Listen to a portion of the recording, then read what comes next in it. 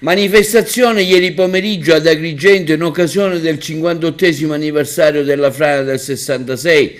Nel centro storico depositi dei fiori all'ingresso della Villa del Sole per gli scempi urbanistici effettuati nell'ormai ex Villa del Sole da parte di tanti operatori culturali, tra questi anche Paolo Cilona, che afferma come la frana salvò il più grande patrimonio archeologico del Mediterraneo. Oggi nella duplice commemorazione è stata pure celebrata la fine dell'ingloriosa Villa del Sole per dare spazio ancora a colate di cemento.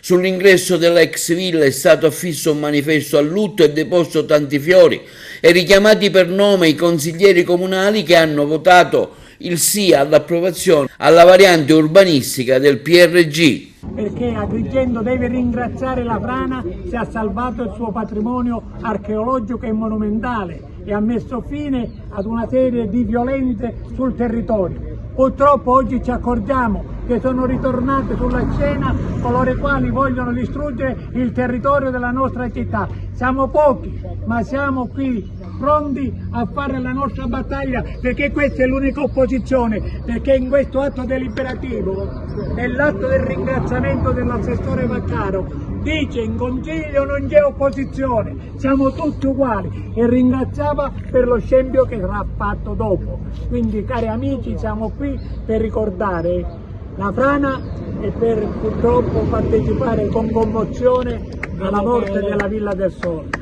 Riteniamo che su questa opera pubblica, che insiste su un'area molto importante, ancora aspettiamo delle spiegazioni, sia in merito alle scelte iniziali, che sono quelle di natura urbanistica, e sulla reale necessità di quest'opera in questo posto per la città di Agrigento, ma soprattutto in merito alle modalità esecutive, che ci sembrano abbastanza differenti da quelle che erano le intenzioni progettuali.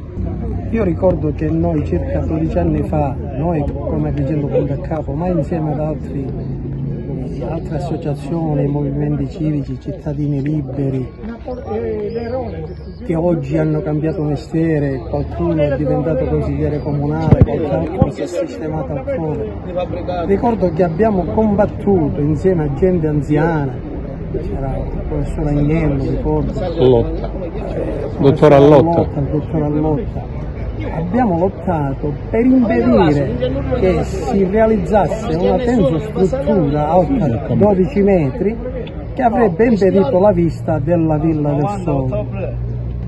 E ci riuscimmo, perché quel progetto venne abrogato, venne annullato. Oggi ci ritroviamo qua a distanza di 12 anni a lottare nuovamente. Ci abbiamo provato per salvare la Villa del Sole, ci abbiamo provato in più fasi, in più step, altra gente, altri movimenti, altre persone, ma noi ci siamo sempre.